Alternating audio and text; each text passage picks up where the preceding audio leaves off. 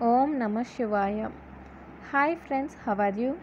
In this video we are going to learn about the movements of the shoulder joint. Okay, movements of the shoulder joint.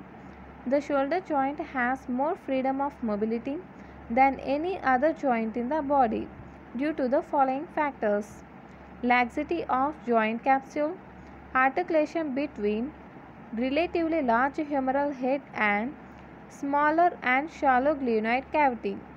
Once again, the following factors that provide more freedom to the shoulder joint in movement are laxity of joint capsule, articulation between relatively large humeral head and smaller and shallow glenoid cavity. Next, the glenohumeral joint permits four group of movements: flexion and extension, abduction and adduction, medial and lateral rotation, circumduction. The movements of shoulder joint occur in all the three planes and around all the three axes. The flexion and extension occur in sagittal plane around the frontal axis. Flexion and extension occur in sagittal plane around the frontal axis. The abduction and adduction occur in frontal plane. Okay guys, flexion extension in sagittal plane, abduction and adduction occur in frontal plane around the sagittal axis. The medial and lateral rotation occur in transverse plane around the vertical axis. The circumduction is really only a combination of all the movements.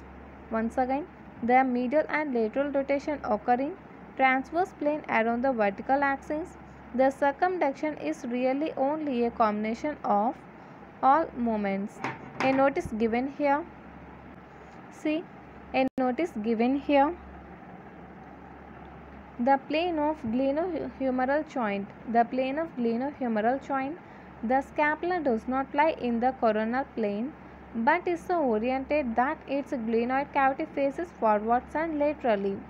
Therefore, the plane of its joint lies obliquely at about 45 degrees to the sagittal plane. The movement of shoulder joint are therefore described in relation to this plane. See the movements. What is flexion, extension, abduction, adduction and medial and lateral rotation? Okay. If the movement of your hand in this direction, we call that flexion. Okay, see. If the movement of your hand in this direction, we call that flexion. Like in this figure, okay guys, we call this flexion.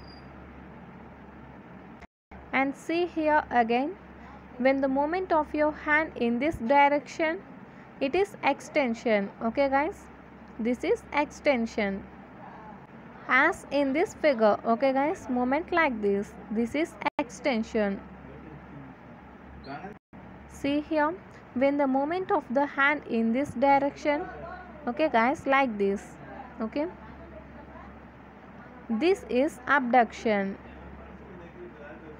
See in this figure, movement of your hand in this direction, okay, this is abduction. Okay guys, abduction. See once again, when the movement of your hand in this direction too, I go down, okay, that means in this direction, that is adduction. Okay, adduction, this is in this direction, this is adduction.